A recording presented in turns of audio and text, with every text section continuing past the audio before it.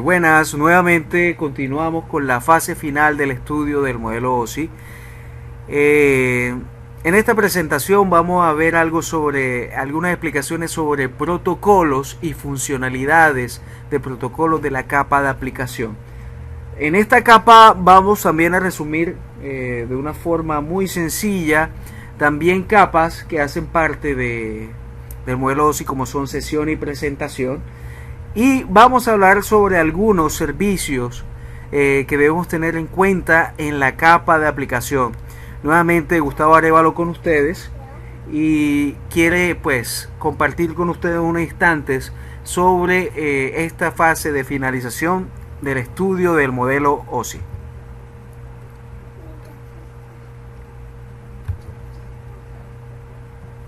Ok. Los objetivos acá fundamentales es definir la capa de aplicación como el origen y el destino de los datos para la comunicación a través de las redes, explicar la función de los protocolos en relación con el soporte de la comunicación entre los procesos cliente, servidor, describir las funciones, el funcionamiento y la utilización de los conocidos servicios de la capa de aplicación sobre un modelo bien conocido como es TCP/IP, a través de funciones muy específicas, servicios muy específicas como el protocolo de transferencia de hipertexto HTTP, el servidor de nombres de dominio DNS y protocolo de transferencia de mail simple. Entonces, ¿para qué sirven las aplicaciones? Básicamente, cuando nosotros hablamos de la capa de aplicación, estamos delimitando la frontera entre los usuarios que quieran acceder a los servicios ofrecidos por la red, conexión de interfaz entre las redes humanas y la red de datos. Entonces las aplicaciones proporcionan los medios necesarios para generar y recibir datos que se puedan transportar de la red. Entonces existen numerosas aplicaciones que permiten a un usuario de una forma específica desempeñar una labor o un rol específico dentro de las necesidades que están dentro de un entorno de red. Entonces tengo la aplicación, tengo usuarios que están interactuando y puedo decir que es el nivel más alto de las capas del modelo OSI. Es de resaltar ya en este instante de la presentación que cada capa le presta servicios a su capa superior. La capa física le presta servicio a la enlace de datos a la red, de la red de transporte sesión de presentación. Aplicación no le presta servicio a ninguna capa superior, no existe en este caso, y simplemente delimita lo que es un entorno entre el usuario y las telecomunicaciones a través de nuestras redes. Entonces, la función de la capa de aplicación y los servicios y los protocolos en relación con la conversión de la comunicación en datos que se puedan transmitir de datos, tenemos que la red humana genere datos. Nosotros siempre estamos generando datos. Nosotros estamos generando datos audibles a través de la voz y las comunicaciones telefónicas, datos a través del envío de correos electrónicos, datos a través de aplicaciones que generan y almacenan información en base de datos, datos a través de solicitudes a servidores a través de servicios específicos de información. Por ejemplo, nosotros muchas veces necesitamos saber qué información está guardando un servidor DNS para traducir algo muy simple como www.google.com, www.hotmail.com a su dirección IP específica. Recuerden que en un entorno público, en un entorno de red, en un entorno lo que generamos en la red pública, siempre debe haber una traducción de ese dominio, ese nombre de dominio a una aplicación. Entonces nosotros generamos información, generamos solicitudes y a través de las aplicaciones nosotros podemos retroalimentar o consultar o modificar la información. Entonces la capa de aplicación prepara la comunicación entre las personas para la transmisión en la red y muchas veces utilizamos el software y hardware las personas interactúan con este software y hardware para bajar a través de la capa de presentación hasta la capa de red, hasta la capa física. Hablemos de algo específico como es encapsular información, encapsular y desencapsular. Camila. Los fenómenos de encapsular y desencapsular información es muy simple. Nosotros tenemos una aplicación como Thunderbird o como Outlook, que básicamente son software que trabajan con unos protocolos específicos para el envío y la recepción de correos. Cuando un usuario está generando un correo electrónico, lo hace a través de una aplicación que tiene bien definido algunos parámetros específicos, como son el para, una copia oculta, también tiene un asunto y tiene un cuerpo de mensaje. Estos patrones generan una estructura básica para retransmitir información que puede ser generada por información alfanumérica, ¿ok? Cadena alfanumérica. Entonces nosotros tenemos pues a través que estamos alimentando a través de Outlook una conversación, un mail. Pero ¿qué pasa? Ahí estamos hablando de datos. Ahí estamos hablando de datos que se están generando a nivel de la capa de aplicación. Pero estos datos, a través de esta estructura, que son el para o la copia oculta, asunto y el cuerpo del mensaje, deben tener un formato que pueda ser entendido a nivel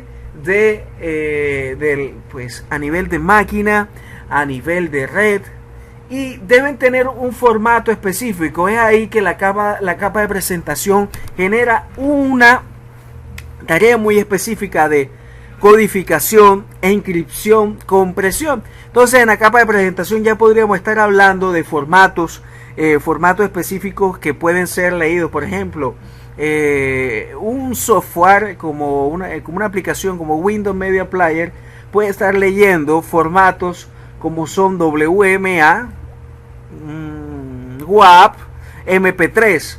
La capa de presentación está generando que existen formatos que tienen unos niveles de compresión, y que estos formatos y este tipo de formatos le da a la aplicación la característica que pueda extraer ese tipo de información. Entonces, cuando estamos hablando de capa de presentación, estamos hablando de cómo se formatea la información, cómo se comprime la información y cómo se codifica y se presenta la información de una forma pues precisa.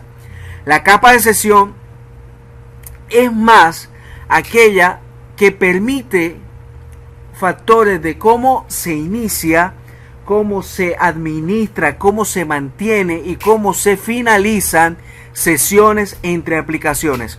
Una explicación muy sencilla con respecto a esto es que, por ejemplo, yo tengo una aplicación generada en cualquier tipo de lenguaje de programación con la estructura que a ustedes mejor les parezca, y también tiene otro aplicativo que es un contenedor que me mantiene ahí contenido, información, almacenando a través de bases de datos. Entonces, ¿qué pasa? Nosotros tenemos dos subsistemas que necesitan establecer, mantener, administrar y finalizar sesiones entre estas aplicaciones. Entonces necesito comunicar las aplicaciones con los datos almacenados en la base de datos. Es aquí donde hay un intermediario que me permite establecer sesiones, mantener sesiones y finalizar sesiones. En este caso podríamos estar hablando del código SQL que me permite pues realizar estas tareas específicas.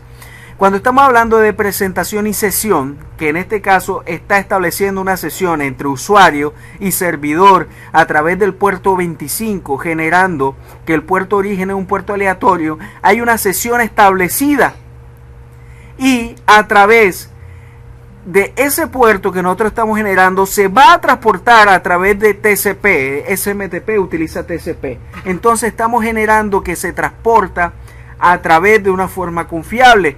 Cuando ya estamos hablando de TCP, este mensaje va a ser segmentado y entonces los datos que estamos hablando o la información de encapsulación o la PDU de la capa de transporte se habla o se reconoce como segmentos. Entonces, muy importante que por favor se tenga muy claro que en aplicación, presentación y sesión estamos hablando que la PDU o el nombre es igual referido a datos. En la capa de transporte segmentos. Cuando llega a la capa de red, hay una dirección destino a través del dominio al cual se le quiere enviar esa información.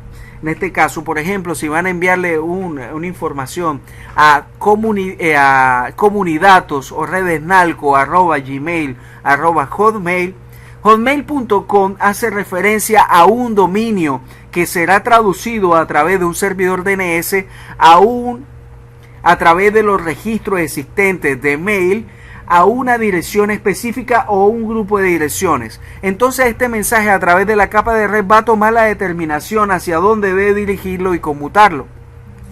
Acá ya estamos hablando de paquetes.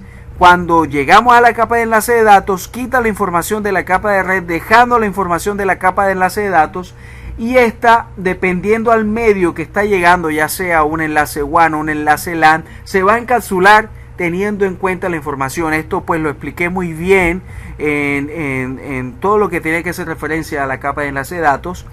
Se quita la información, se desencapsula. Ya en la capa de enlace de datos hablamos de tramas para llegar a los bits, que es la parte más baja del modelo OSI. Si yo comparo pues el modelo OSI versus el modelo TCP/IP, las capas de aplicación, por eso en este caso no hablé de un capítulo para presentación y sesión, me basé en el modelo TCP/IP.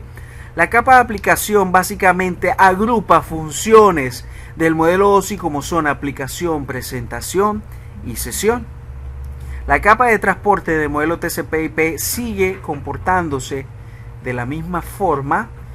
Simplemente pues acá trabajamos con TCP/UDP. La capa de red en este caso se convierte en la capa de internet, y la capa física y de enlace de datos es lo que nosotros conocemos como el acceso de red. Entonces estas capas que estamos haciendo acá referencia hacen parte de lo que son la comunicación entre redes y capa de flujo de datos. Sin embargo, las capas superiores o capa de aplicación, estamos hablando de capas de aplicación, capas que generan más información de datos hacia aplicaciones. Entonces, debemos tener en cuenta aplicaciones en la red de datos. Entonces, nosotros debemos identificar cuál es el protocolo de network, quien identifica las distintas propiedades para el mensaje.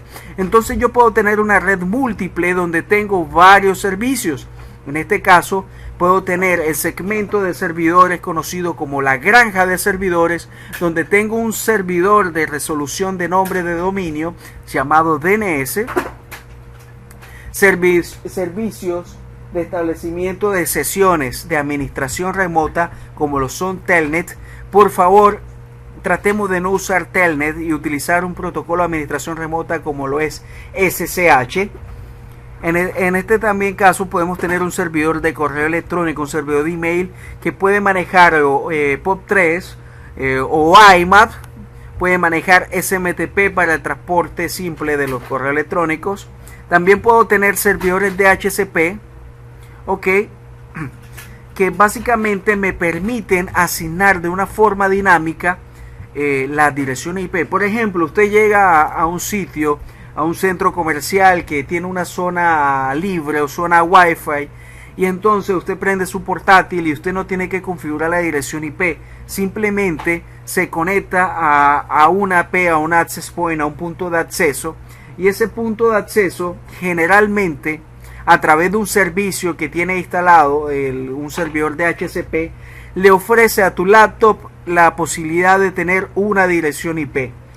Esto es lo que nosotros conocemos como servidor de DHCP, para que a nivel de capa de red podemos comunicarnos. Podemos tener un servidor web basado pues en tecnologías como son las de Microsoft, como son IIS, Internet Information Server, un servidor Apache, Tomcat.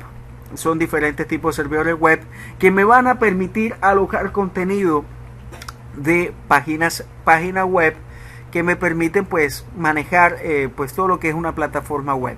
Si yo quiero hacer transferencia de archivos, pues voy a estar utilizando lo que conocemos como protocolo de transferencia de archivos. Simplemente pues a través de este servidor yo puedo almacenar o obtener información, transmitir archivos de una forma segura. Todos estos protocolos que estamos hablando acá son protocolos orientados a conexión. DNS tiene una particularidad, que es un protocolo que puede ser transportado por TCP y a su vez también podría ser transportado por UDP. ¿Cómo son las funciones de los procesos cliente-servidor a través de la red de datos? Pues básicamente un esquema de modelo cliente-servidor, pues básicamente tengo peers o hosts que están haciendo solicitudes dirigidas hacia un recurso. Y en los servidores pues nosotros estamos almacenando recursos, se almacenan los recursos para ser brindados a quien lo solicite. Entonces nosotros tenemos que un cliente es una combinación de hardware y software que las personas utilizan de forma directa para hacer solicitudes de servicios. Veremos un poco la currícula sobre los esquemas que podemos estar manejando y los diferentes modelos. Entonces decimos por definición que el modelo cliente-servidor, el dispositivo que solicita información se denomina cliente y el dispositivo que responde a esta solicitud se denomina servidor. El proceso de cliente y servidor se considera una parte de la capa de aplicación.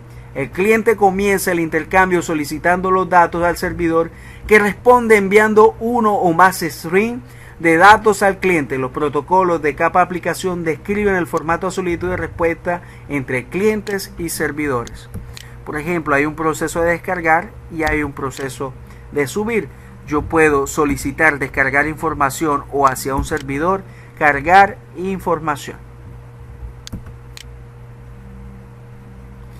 Pues básicamente los servidores son una mezcla de hardware y software que me permiten de una forma, tienen una arquitectura un poco más robusta que me permite pues tener un equipo apto para trabajo continuo, para trabajo constante, trabajo fuerte, para trabajo que me va a permitir montar unos servicios.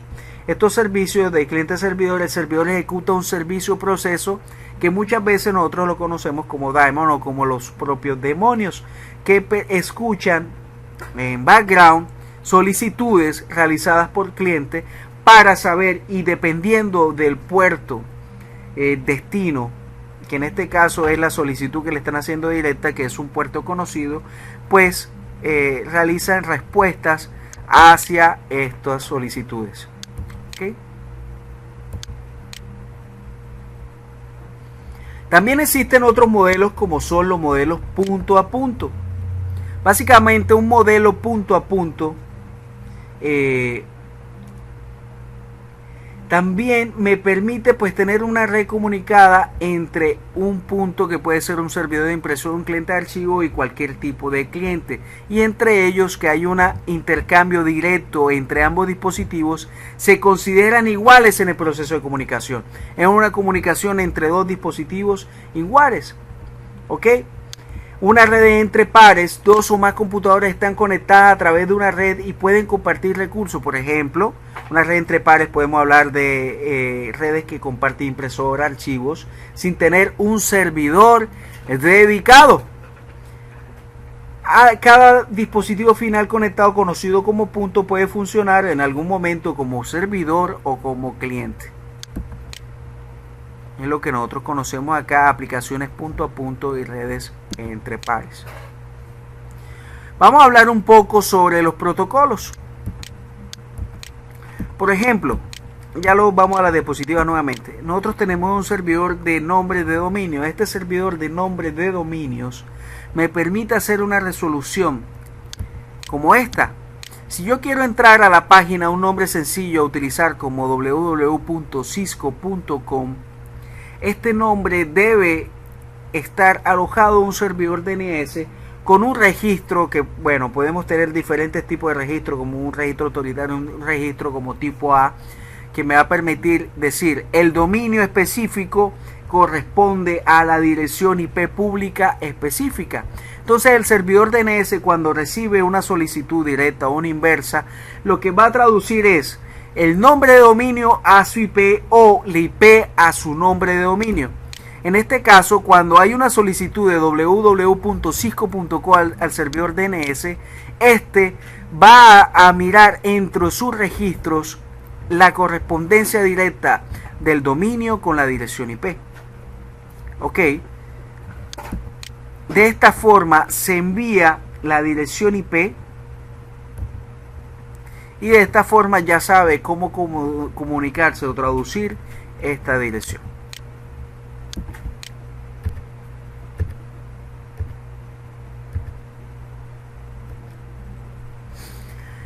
Funciones de protocolos como lo son POP y SMTP. Estos son unos protocolos muy sencillos para la transferencia de correo. Yo tengo un agente de usuario de correo, lo que nosotros conocemos MUA. Agente de usuario o de mail o usuario de correo es un cliente.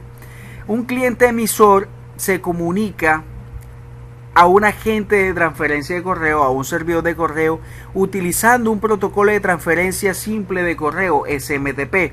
Este protocolo de transferencia de correo simplemente va a transportar de la solicitud que genera un Thunderbird, un Outlook, hacia el agente de transferencia SMTP a través de este protocolo que generalmente y específicamente tiene un puerto definido como es el SMTP. Este agente de transferencia, que es lo que se conoce como un MTA, reenvía este mail a través de este mismo protocolo SMTP de pronto a otro servidor donde es el destino. Imaginemos que estemos en un dominio y estamos tratando de enviarle un mail que está alojado en otro dominio.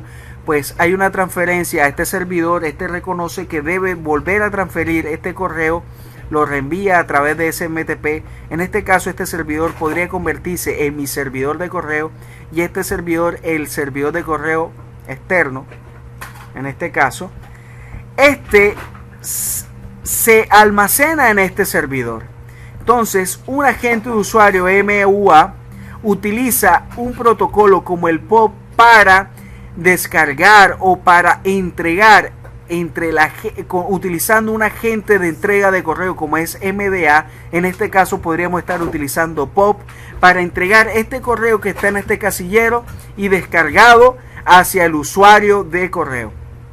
Entonces podemos describir que SMTP se utiliza para reenviar los mails y POP se utiliza para hacer la entrega de los emails. Otro protocolo es un protocolo de administración. Este protocolo se conoce como Telnet.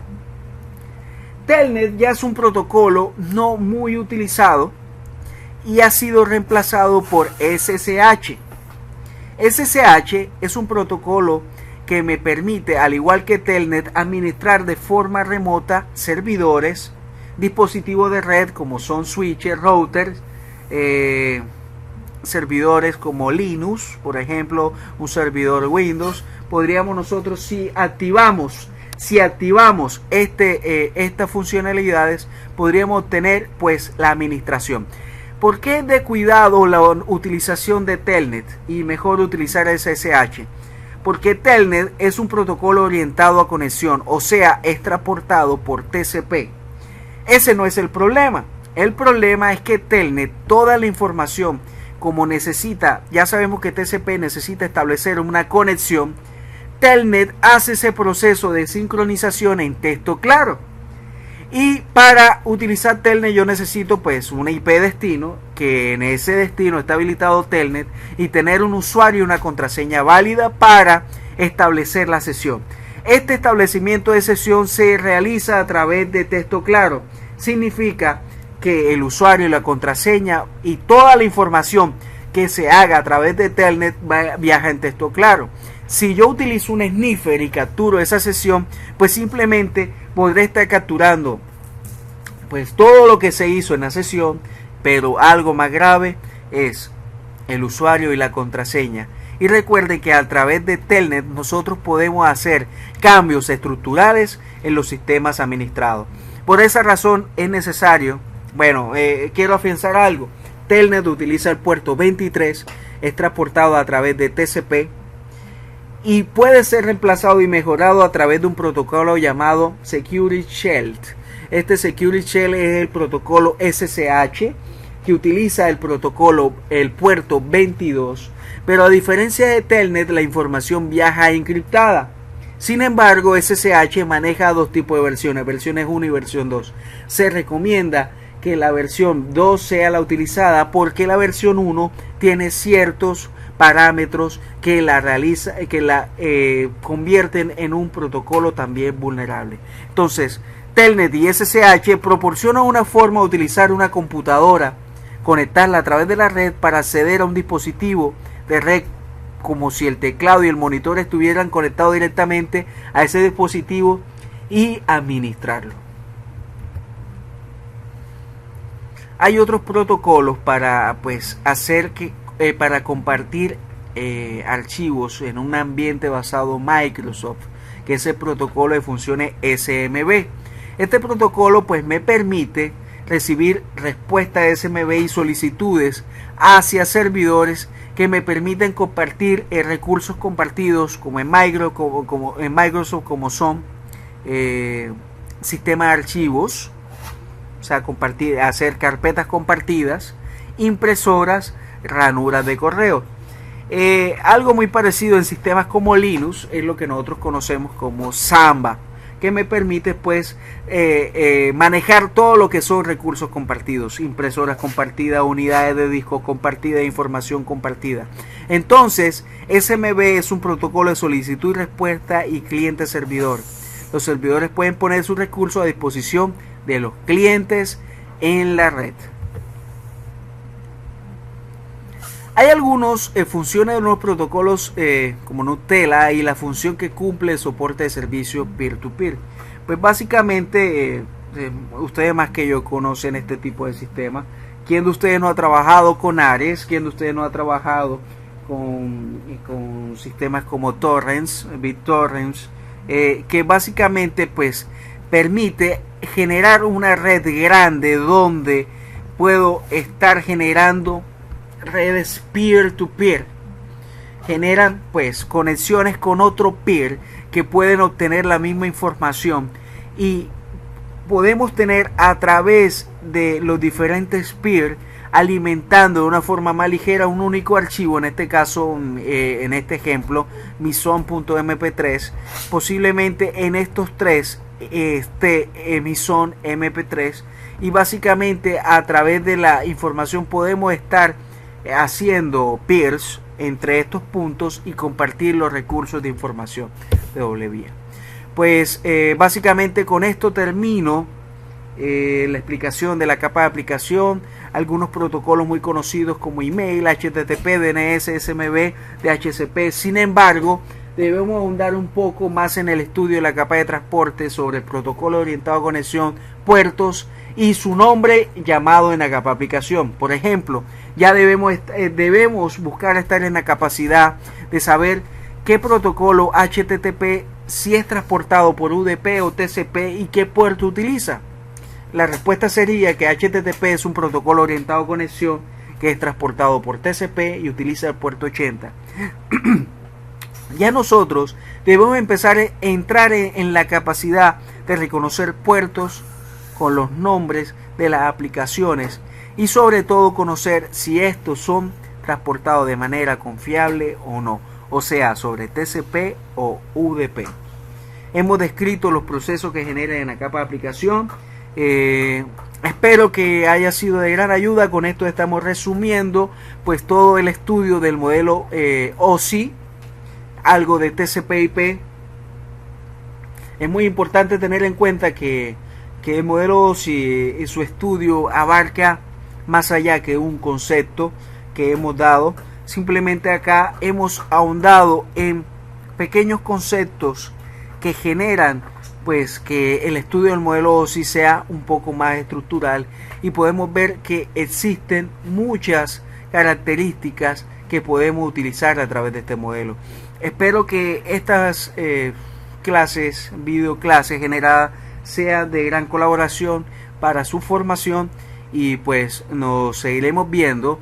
Me gustaría que complementara esta información con el estudio del material y generen pues un banco de preguntas de las cualquier inquietudes que tengan sobre las diferentes videoclases.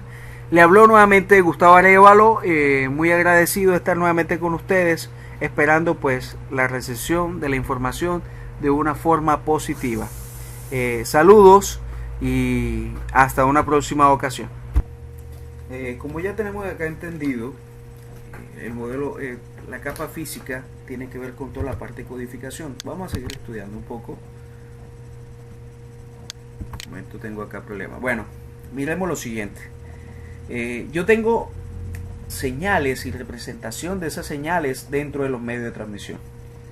Esto que está acá puede ser la salida de una transmisión de señales, una señal eléctrica que muestra que ha sido transmitida por cobre. Acá puedo tener haz de luz, que puede ser representaciones de las señales a través de un medio de transmisión como es la fibra óptica.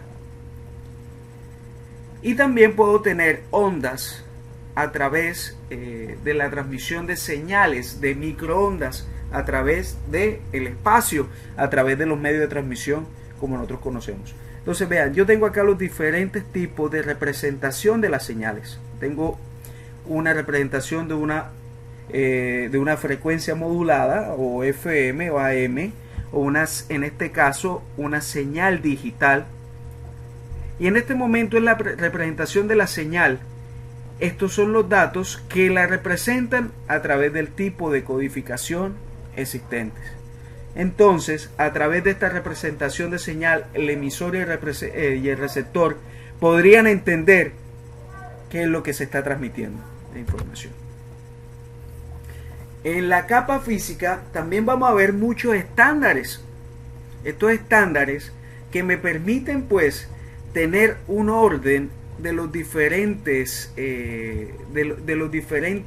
componentes de la capa física.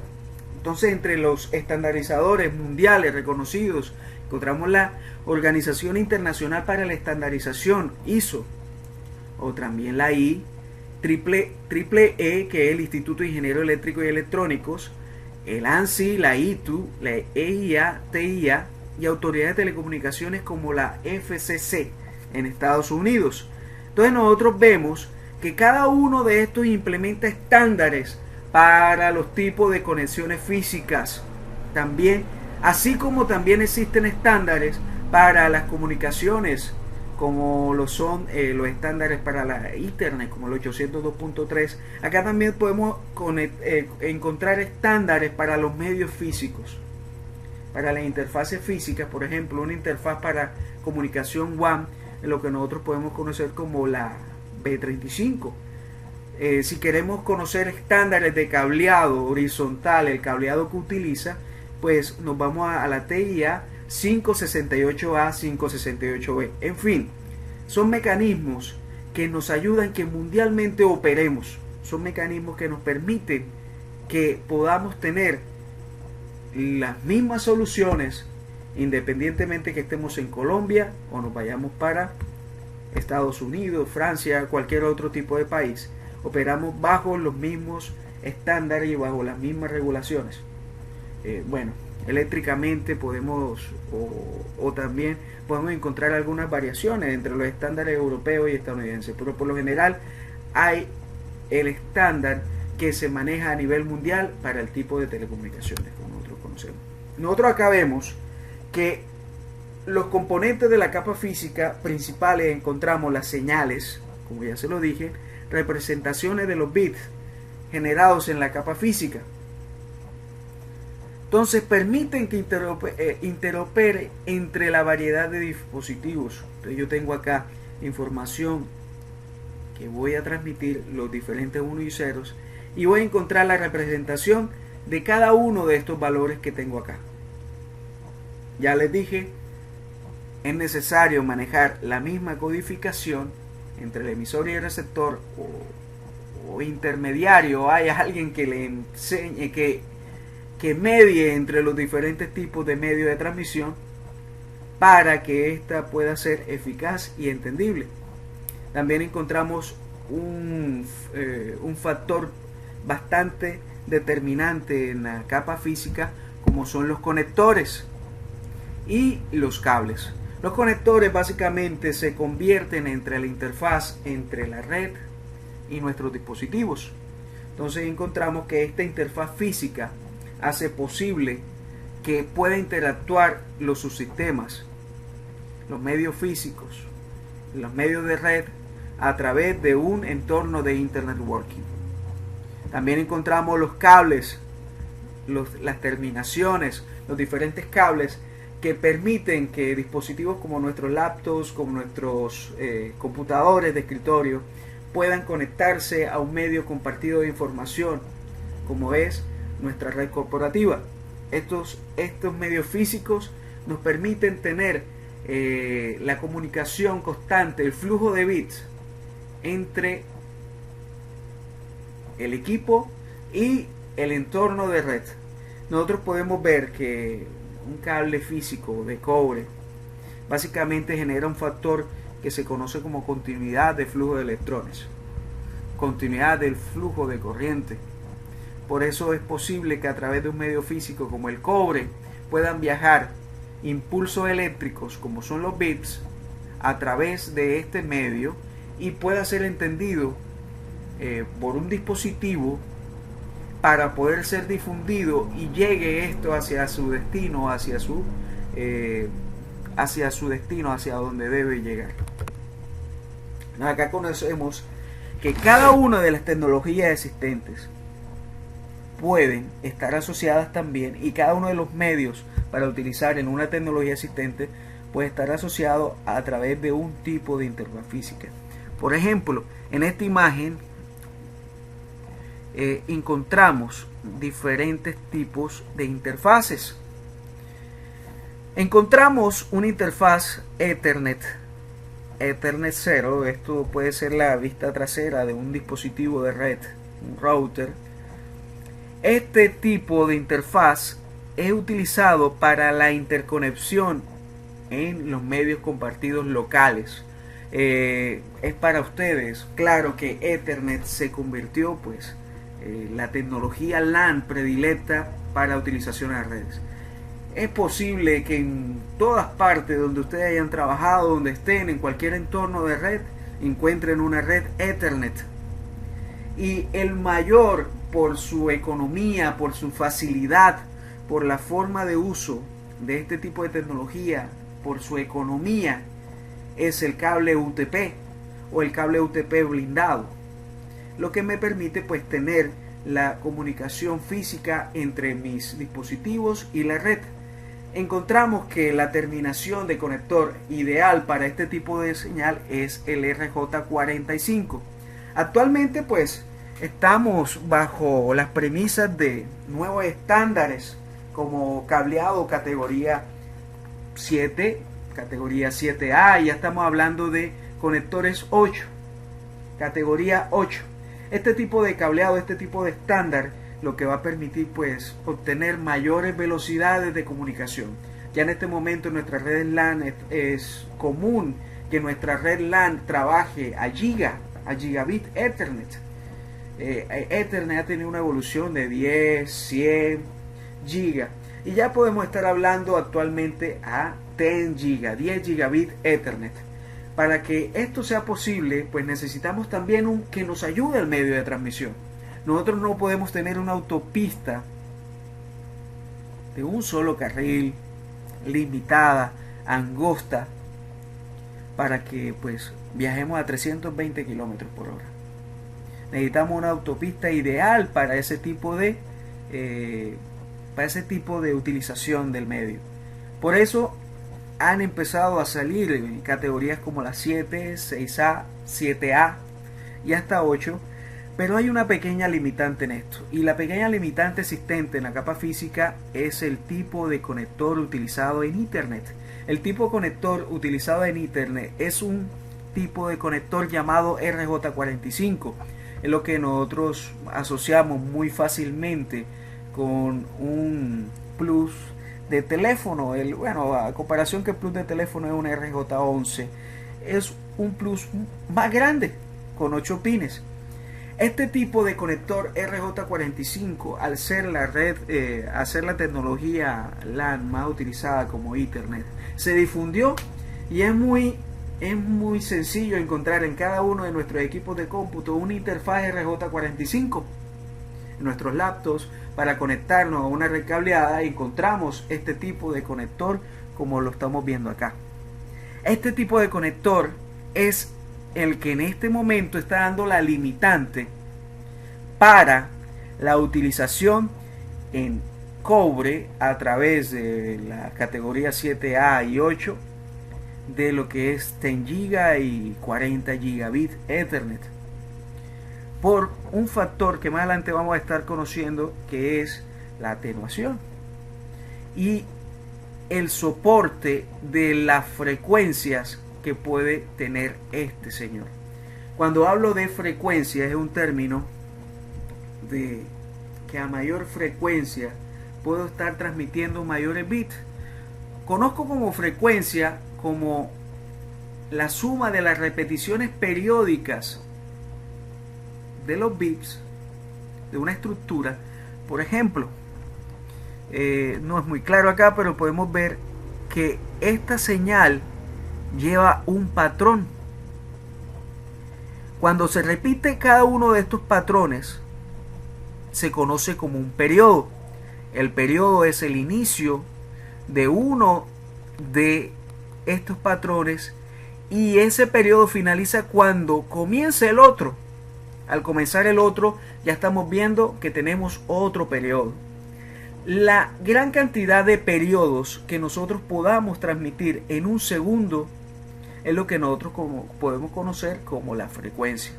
Entonces, a mayor frecuencia tengo mayor cantidad de periodos o mayor cantidad de bits transmitidos en uno de los segundos.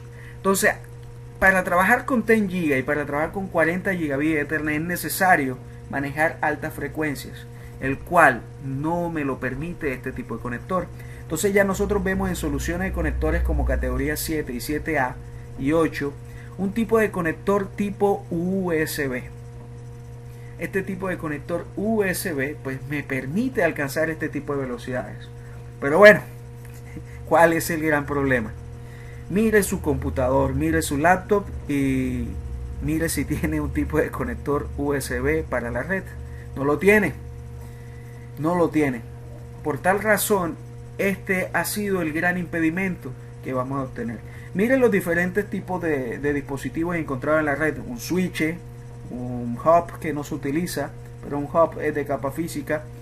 Y vamos a encontrarnos que los tipos de conectores para Ethernet ideales y más utilizados en los switches y en los hubs y en cualquier dispositivo utilizado para tecnologías LAN es este que están viendo acá, el RJ45, lo que se convierte en un principal impedimento para categorías como la 8 y la 7A. Bueno, los ofertantes de este tipo de categorías ofrecen muchos tipos de soluciones y algunos de ustedes ya estará pensando, bueno, pues un convertidor de tipo USB, el que se conoce, no es el nombre, se parece a una USB a RJ45.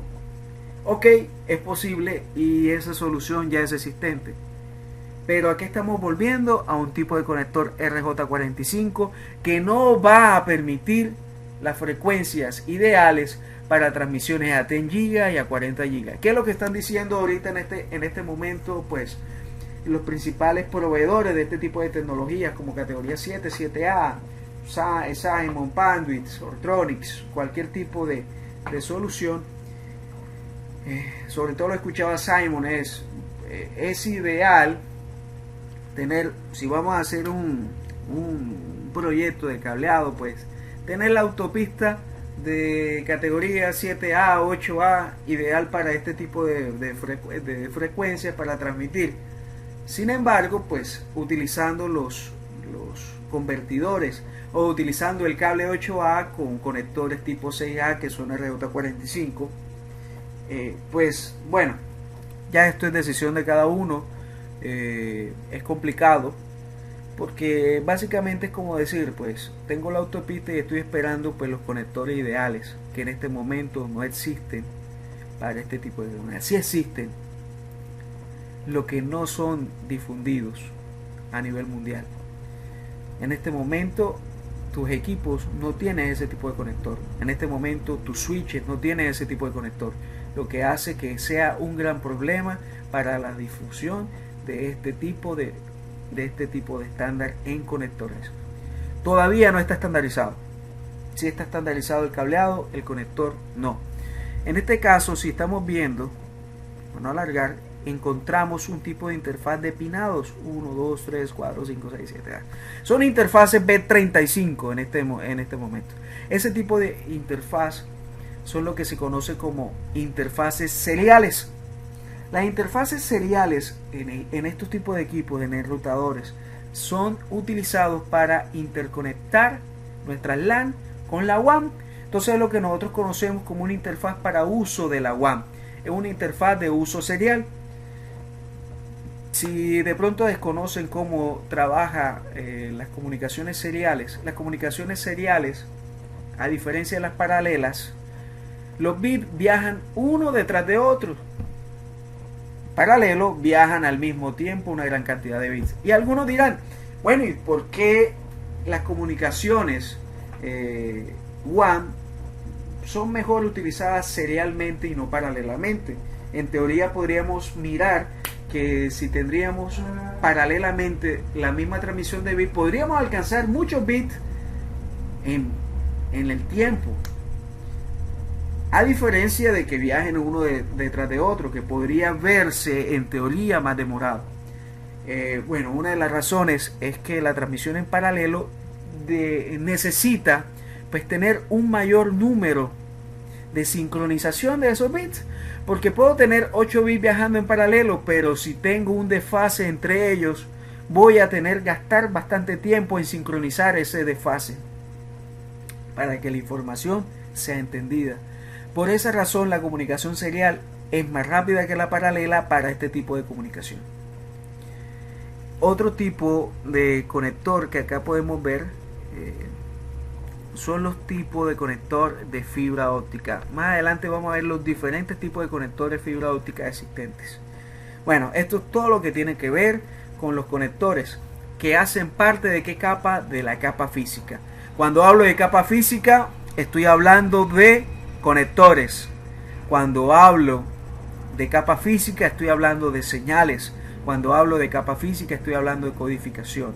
Y cuando hablo de capa física también estoy hablando de cables. Y los diferentes cables que podemos tener, bueno, fibra, el cobre, que es el más utilizado en nuestras redes LAN en sus diferentes tipos de categorías. Cuando hablamos de cobre podemos ver que el cobre ha ido variando en sus diferentes tipos de categorías. Categoría podemos decir como el tipo de cable en su momento estandarizado bajo unos parámetros que puede ser llamado categoría. Conocemos la categoría 3, muy utilizado para utilización telefónica. Bueno, eso ha ido cambiando mucho porque nuestros sistemas de redes ahora son integrales, integran en un mismo sistema lo que es voz, videos, datos, buscando lo que se conoce como convergencia. También tenemos categorías como la 5, que fue muy utilizada. Podríamos obtener velocidades internet de 10 a 100 megabits. También conocemos la categoría 5 mejorada, o lo que se conoce como 5E, que ya podríamos estar manejando velocidades a giga. 6, categoría 6, muy utilizada, y categoría 6A. La categoría 6A en este momento se utiliza mucho por sus grandes posibilidades de grandes velocidades. Lo mismo que categoría 7 y categoría 7A, y bueno, ya se está hablando de categorías 8. También tenemos en los medios físicos los tipos de cables de la fibra óptica. Más adelante vamos a estar estudiando de fibra óptica, pero también podemos tener fibra ópticas que trabajen a multimodo o a monomodo. Eso se lo explicaré en clase de una forma que pueda ser más entendida, pero lo que me ayuda es a que de pronto un tipo de cable utilizado, fibra óptica multimodo, voy a tener múltiples modos de luz viajando bajo ese cilindro. Y monomodo voy a tener solamente un modo de transmisión, un modo de luz en un solo sentido. Esto básicamente lo que utiliza. Monomodo es muy utilizado para grandes distancias, multimodo es muy utilizado para cortas distancias. Entonces miren, acá en esta gráfica se ve básicamente lo que es la capa física, los principios fundamentales de la capa física. Tengo un medio de comunicación.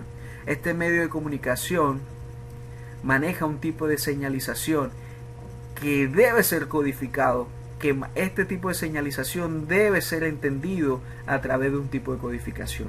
Esto es lo que está viajando y dependiendo del tipo de codificación va a ser traducido a una transmisión binaria, unos y ceros, unos y ceros. La capa de enlace de datos, como ya se lo dije, capa 2, que coge todo unos y ceros y los convierte y los organiza en una trama para brindar orden y para brindar una secuencia de orden a estos bits desordenados. Dándole una trama ya tiene cosas más complejas como inicio de trama, delimitador de esa trama. Entonces básicamente una trama tiene un inicio que me dice pues cuando está iniciando la trama tiene unos datos que es donde están contenidos todos estos bits, unos y ceros, y tiene un tráiler que es el fin de la trama. Básicamente el tráiler lo que hace es coger esa información y hacerle una verificación para buscar que la información sea correcta, lo que se conoce como mecanismos de corrección, de detección y corrección de errores. Por ejemplo, un mecanismo muy conocido de pronto está por ustedes de detección de errores es CRC, control de redundancia cíclica. ¿Cuántos de ustedes no se le ha dañado un disco duro, información en un disco duro, información en un CD, en un DVD, que usted ha querido rescatar, pasarlo de un lado a otro y empieza a demorarse y después le sale un mensaje de CRC, control de redundancia cíclica? Pues básicamente lo que me está indicando esto es que hay un error. Lastimosamente estos tipos de errores, estos tipos de mecanismos de detección de errores como CRC no me permiten corregir los errores, solamente detectarlos para que esto genere a nivel de capas superiores otro evento como sea la retransmisión de la información. Yo puedo tener algunos factores que me permiten representar una señal en el medio: amplitud, frecuencia, fase y el reloj. Pues básicamente la amplitud, cuando nosotros conocemos, es la profundidad o la altura máxima que puede llegar un dato expresado en una señal. Por ejemplo, esto puede ser la amplitud 0, me puede representar una ausencia de señal. Entonces mi amplitud sería baja en este caso. Básicamente podría ser un voltaje negativo o ausencia de voltaje. Y en el caso de amplitud como el 1 puede representarse como presencia de voltaje, como un voltaje alto también podría representárselo. Entonces la amplitud básicamente se puede expresar en factores de potencia o watts. En este caso la amplitud me va a generar lo que son el factor más bajo, que sería la amplitud más baja, que me puede representar un 0, o un 1, que puede ser la amplitud, la cresta superior más alta, o sea, el estado más alto de la señal, que puede ser utilizado para representar un 1. Ya les dije que pues la frecuencia es la cantidad de periodos o tipo de representaciones que se puedan expresar en un factor de tiempo. ¿ok? Factores como la fase lo explicaré personalmente, y el reloj básicamente me está entregando el tiempo de bit, el tiempo que dura para transmitirse un bit, ¿ok? Entonces, ya hablando de la capa física, ¿cómo yo reconozco? Pues las tramas que ordenan esta capa física pues tienen patrones de señales.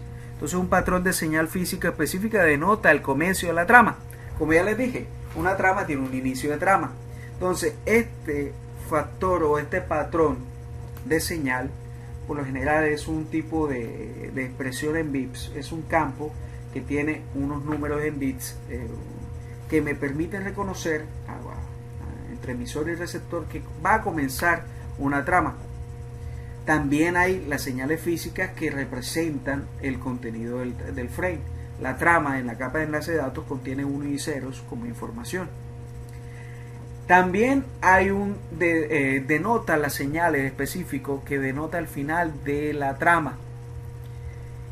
Bueno, básicamente la capa física decodifica señales de medio en tramas y las pasa a la otra, a un tipo de código binario. Yo tengo acá este tipo de representación que está entendido a través del tipo de codificación. Este es un tipo de señal teniendo la decodifica. Bueno, hay un emisor que codifica este tipo de señal y hay un receptor que debe estar en la capacidad de decodificar este tipo de señal para luego ser transformado en unos y ceros. Por ejemplo, acá como lo vemos, hay una trama que tiene un factor que me representa el inicio, los datos, el final y las entramadas físicas provocadas los ruidos de interferencia. Entonces yo veo lo siguiente: cuando la trama va viajando por el medio físico, patrones de 1 y 0 son codificados en este tipo de señal. Cuando lo recibe el receptor, ¿qué hace?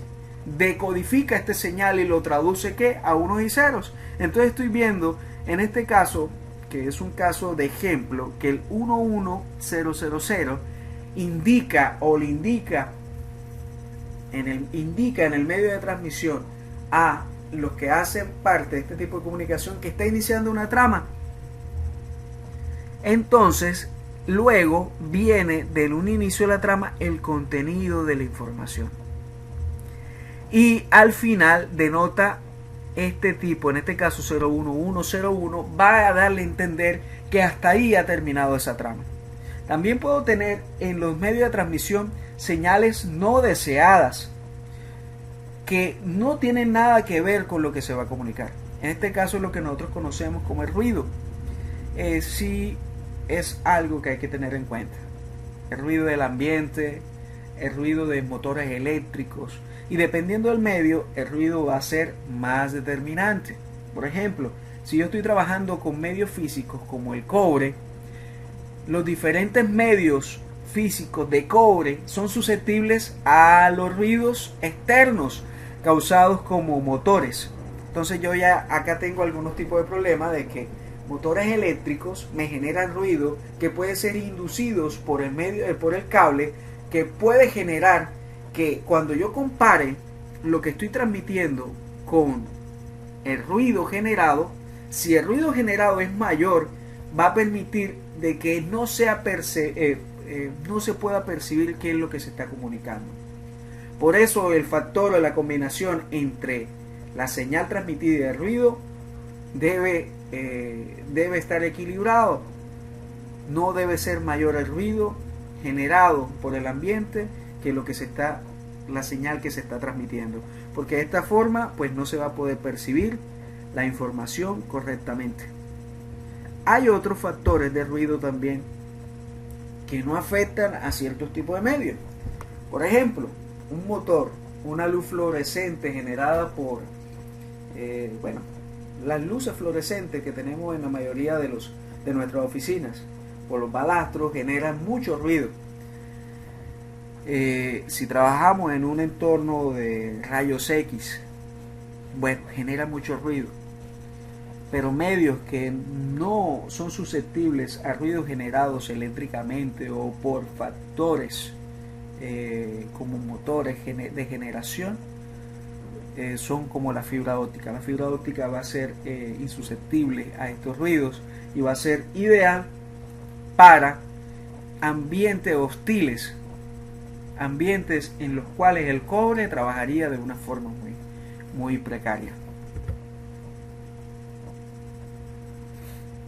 Entonces, acá miremos algo. Tengo nuevamente tengo una trama que tiene un encabezado, dato, información de final de la trama, la capa física, y hay que hablar de algunas cosas como el rendimiento y la capacidad. Acá hay unos factores que pues, pueden enredar. Capacidad es igual que ancho de banda.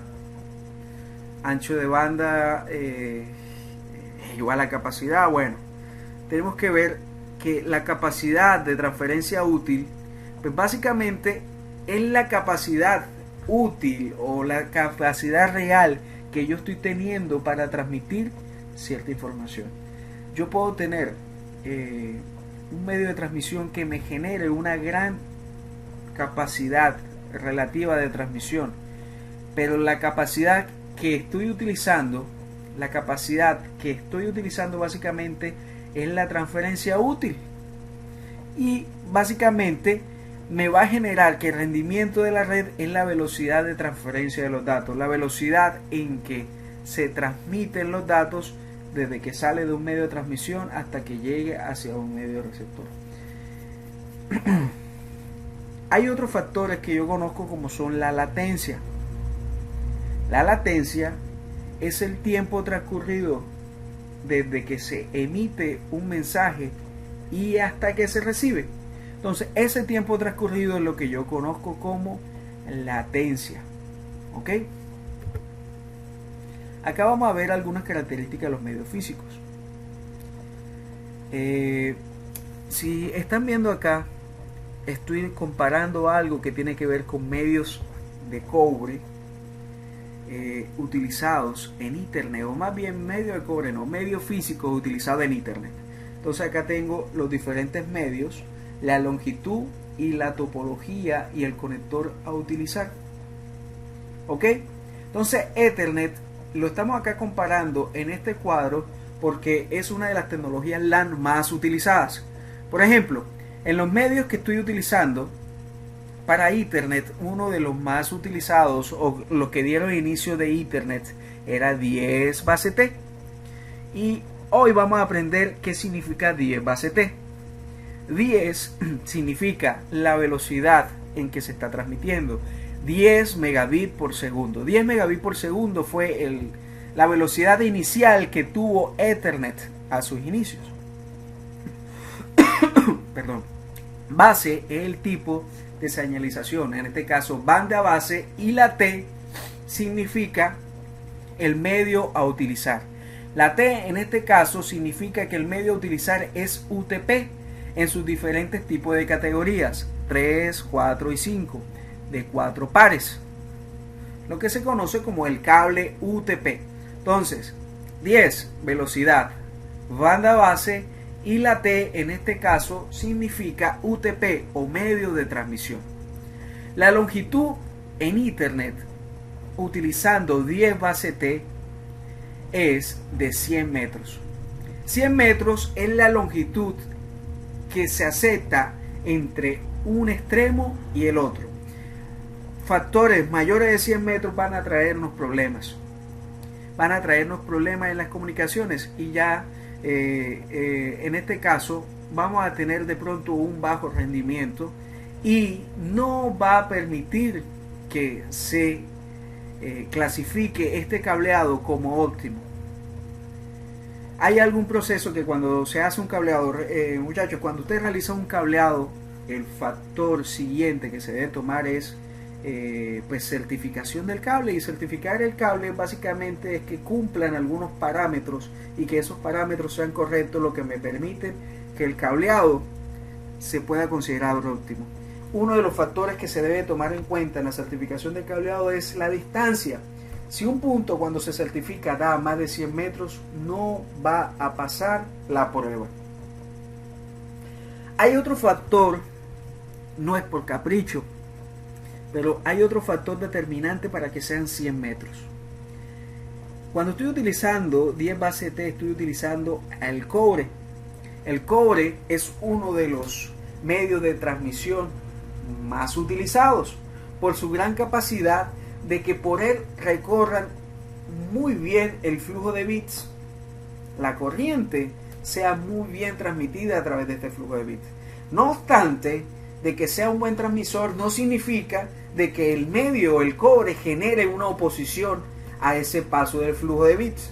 Por esa razón, cuando pasa más de 100 metros, la oposición ejercida por el medio ha debilitado tanto a esta señal que puede ser imperceptible. Entonces hay otro término que ustedes van a conocer el día de hoy. El término se llama atenuación. Atenuación es lo que conoce como pérdida de potencia de la señal causada por el flujo o la resistencia ejercida por el medio. Entonces, la atenuación, cuando yo estoy diciendo que una transmisión está atenuada, es porque ha perdido la potencia de la transmisión. Y uno de los factores por que se puede dar la atenuación es por la distancia. Hay muchos factores, pero uno de los factores es la distancia. La topología de 10 base T es una topología en estrella. Básicamente, Ethernet en estrella, pues tenemos un switch, un hub, y tenemos diferentes dispositivos, laptops, computadores de escritorio, servidores conectados a ese centro o a esa estrella. El conector es RJ45. Luego Ethernet evoluciona a lo que se conoce como Fast Ethernet. Fast Ethernet es lo que se conoce como el Ethernet rápido de su época. El Ethernet rápido de su época era transmisiones a 100 megabits. Y ahí volvemos a entender esto. 100 significa 100 megabits utilizados en Ethernet. Base, banda base, y TX significa UTP categoría 5. EIA-TIA de 2 pares. Ok. En este caso, el mismo cable UTP que tiene 8 hilos. Pero en comunicaciones de 10 y 100 se utilizaban el par, 2 pares para transmitir. Los otros pares restantes quedaban inutilizados o no se transmitía por ahí. Entonces el cable, el hilo 1 y 3 y 2 y 6 son utilizados para transmitir y para recibir. En este caso 1 y 3 para transmitir, 2 y 6 para recibir. Los demás hilos no son utilizados en este tipo de tecnología. Pero miren, la longitud no varía. Pues si ven algo, varía la velocidad, más la longitud sigue siendo la misma, 100 metros. Topología en estrella, y se sigue manteniendo el RJ45 como conector. Si yo hablo de Ethernet 10 base T, ya saben que estamos hablando de 10 megabits. Si hablo de Fast Ethernet, es 100 base TX. Ahora vamos a 100 base FX. Ethernet rápido también utilizó como medio de transmisión a la fibra óptica. En este caso, fibra óptica multimodo, trabajando de 50 a 62.5 micrones. Básicamente este valor que está dado ahí, 50/62.5 micrones, significa el grosor del hilo de la fibra. Pero miren, la longitud alcanzada ya no son 100 metros, sino 2 kilómetros. Entonces acá ya tenemos en cuenta algo. Si necesito comunicarme a distancias mayores a 100 metros, debo estar mirando la fibra óptica como una buena solución. O en estos factores donde se hace el cobre, utilizar repetidores o repotenciadores de la señal. ¿Quiénes son estos? Los hubs, los switches repotencian esa señal y añaden otro valor de distancia mayor, otros 100 metros. Está a 1000 base CX, en este caso es Ethernet a giga. Esto es lo que se conoce con un tipo de medio de cobre llamado STP. STP es un UTP apantallado con una chaqueta metálica.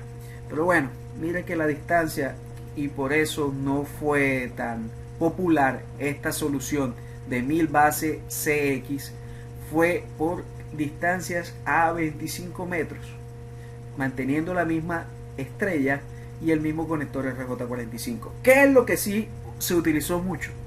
Y se está utilizando mucho, y prácticamente en la mayoría de soluciones que tenemos en este momento, 1000 base T. Es UTP con categoría 5 o mayor, de 4 pares. ¿Qué significa acá? Hombre, que para hacer comunicaciones con 1000 base TX o comunicaciones a giga, sí estamos utilizando los diferentes, todos los hilos que están dentro del mismo cable. Pero miren, no ha variado en nada. 100 metros, estrellas, y aunque acá no parezca, pues también se está utilizando una RJ45.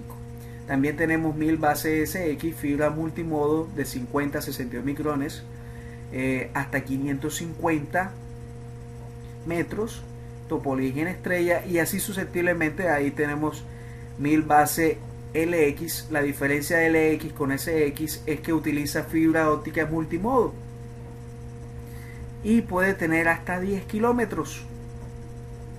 10 kilómetros. Ok. 1000 base ZX, fibra monomodo de 9 milímetros, aproximadamente 70 kilómetros, utilizado para interconectar poblaciones. Fibra monomodo hasta 80 kilómetros también. Muchas veces también se apoya mucho la utilización de radioenlaces para este tipo de distancias, siempre y cuando sea posible y haya algo que un factor predeterminante, como es la línea de vista.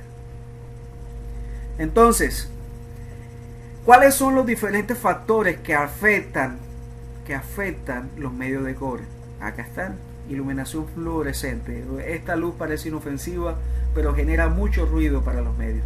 Entonces, no se debe cablear cerca a una luz fluorescente o a luces fluorescentes.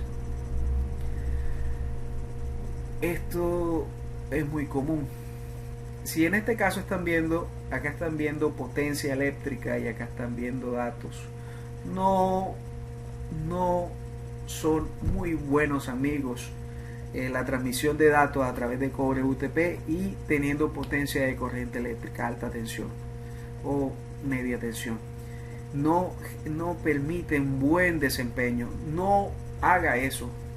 Cuando usted esté realizando y en las canaletas o en los ductos, los magos, muchas veces lo llamo magos porque muchas veces realizan cosas que no se deben hacer y que son increíbles.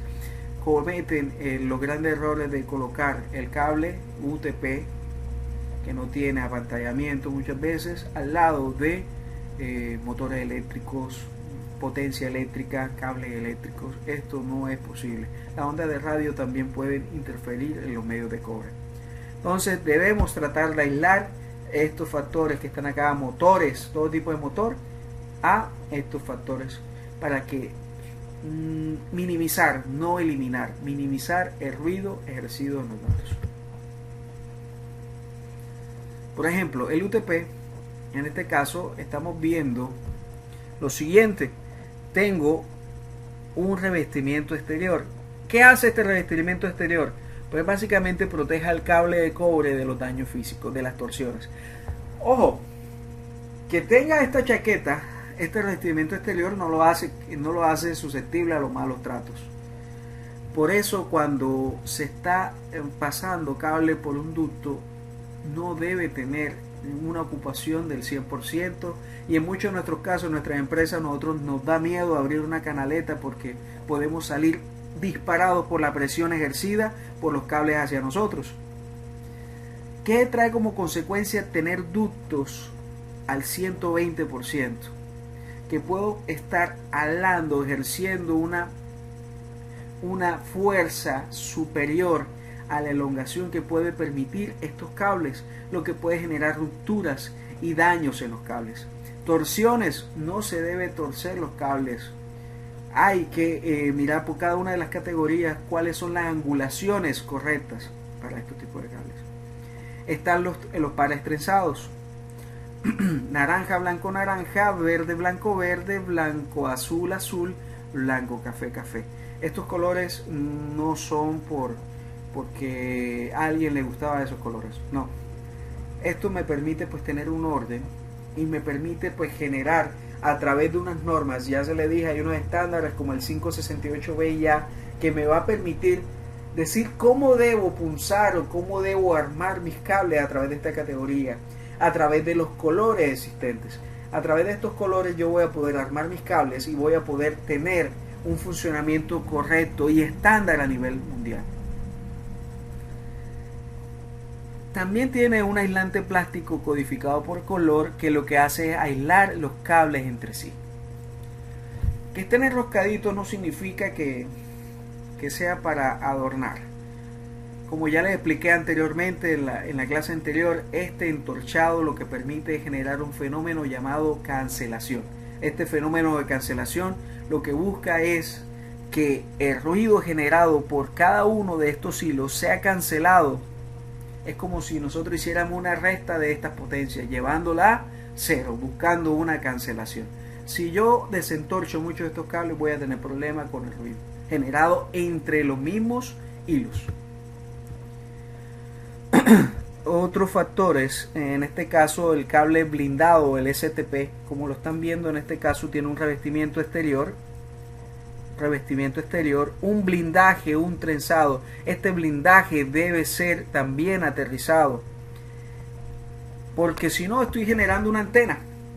Debe estar aterrizado al sistema de puesta en tierra. Y cada uno de los pares tiene un blindaje de papel metálico que aísla cada par el uno del otro. Y además de esto está trenzado. Esto lo que busca es eliminar factores eléctricos. El STP está siendo muy utilizado para alta frecuencia. Ya estamos trabajando 7A. Las mejores soluciones son en STP. Siempre y cuando esté bien aterrizado. Porque el no estar aterrizado sería mejor tener un UTP. Porque esto me va a generar más ruido. En el cable coaxial es un cable coaxial también que me permite tener soluciones en cobre. Antes había una solución en cobre llamada BUS y era muy utilizado el cable de cobre. Bueno, en este tipo de tecnología Ethernet con cable coaxial, los grandes problemas era lo difícil que era manejar el cable coaxial. Algunos de ustedes han tenido problemas hasta para colocar este tipo de cable coaxial en su televisor. Ahora imagínense en una red compleja, en una red Ethernet, los conectores y los daños eran más fáciles, más susceptibles que pasaran. El cable, por eso es que el cable coaxial, por su difícil utilización, muchas veces también por su difícil forma de maniobrar, no se hacían óptimos para la utilización de redes. Por eso UTP ganó la partida en este caso. Tiene un revestimiento exterior, un blindaje de cobre, también tiene un aislamiento plástico y tiene el conductor de cobre. Los diferentes conectores utilizados en cable coaxial se conoce como BNC, en este caso el tipo N, y la hembra, en este caso un tipo F.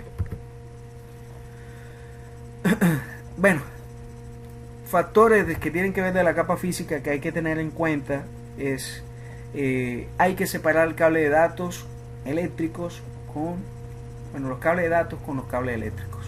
Definitivamente tienen que estar aislados. Si no queremos tener problemas, debe estar bien conectado el cable. Suena irrisorio esto, pero muchas veces no tenemos comunicación y lo primero que deberíamos ver es físicamente lo que está pasando. Formateamos el equipo y nos dimos cuenta que estaba mal conectado, el cable se había dañado. Hay que siempre estar mirando una verificación de las instalaciones. Y todo debe ir correctamente al sistema de barraje de tierra.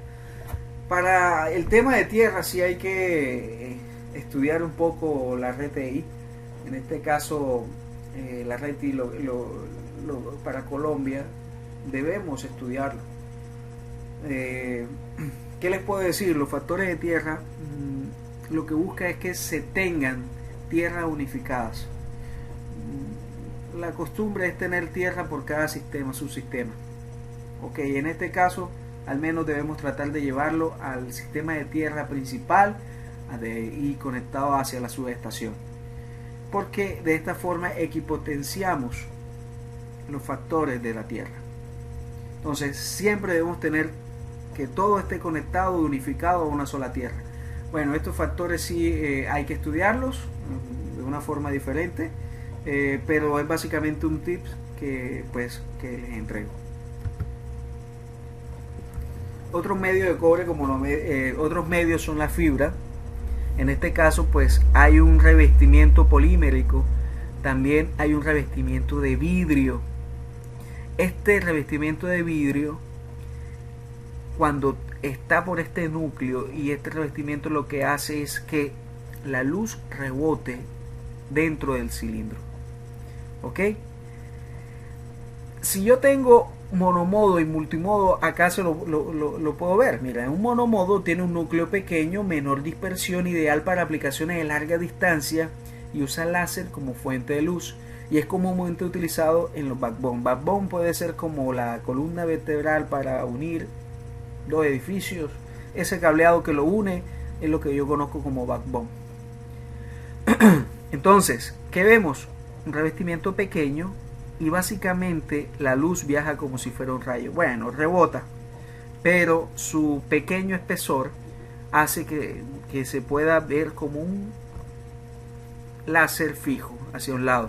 Multimodo, pues núcleo mayor en el cable, 50 micrones o mayor, o 62.5, permite mayor dispersión, por lo tanto pérdida de señal, adecuado para aplicaciones de larga distancia, pero para menores distancias que el monomodo, menor de 2 kilómetros, y usa LED como fuente de luz, y es comúnmente utilizado en la red LAN. Monomodo, láser, multimodo, LED. Y miren los diferentes modos existentes. A esto es lo que yo me refería como los diferentes modos. Este revestimiento azulito que ven acá, lo que permite es aislarlo para que no se disperse la luz, no salga la luz de este núcleo y pueda rebotar dentro del núcleo de vidrio.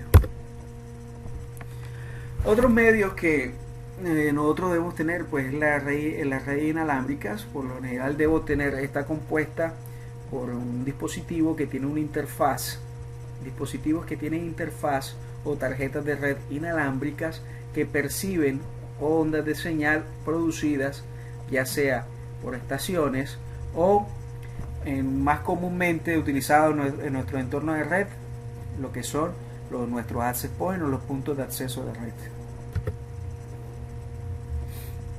Bueno, los diferentes tipos de conectores. Miren, RJ45 utilizado para Ethernet.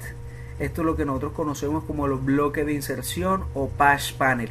Los patch panels son muy utilizados en los gabinetes para dar mayor organización. Es horrible cuando uno llega a un gabinete y el cableado llega directamente a un switch o a un hub.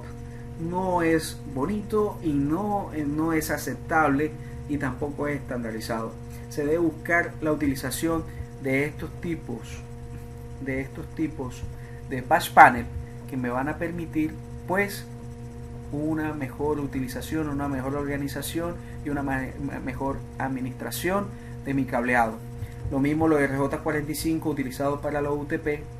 Y hay unos sockets o el módulo de inserción de un conector RJ45 que son utilizados para podemos decir, las cajas de conectorización. Esta caja de conectorización es básicamente las que van en la pared donde te conectas los dispositivos a él. Miren algo, esta es la parte frontal, pero mirándolo van a encontrar unos bloquecitos donde vas a colocar los hilos y van a ser punzados. Si logra acá ver, hay unos colores. Dependiendo la regla de color, ahí vas a punzar el cable para poder ser utilizado en nuestro medio de red. En resumen, lo que te puedo decir de la capa física, que es una capa muy importante.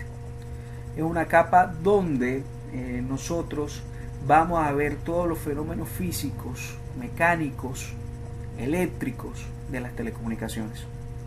En esta capa física podemos ver la interfaz y la forma de cómo nuestros equipos y nuestros dispositivos de red interactúan con nuestras redes, nuestro sistema de Internet Working. Entonces, explicar la función que cumple los servicios protocolo de capa física, emitir la comunicación a través de la red de datos, describir la codificación y señalización de la capa física. Codificación es la forma como se representan las señales eléctricas, los impulsos eléctricos se señalizan, y la codificación es como esta señal está codificado para dar como resultado bits, unos y ceros.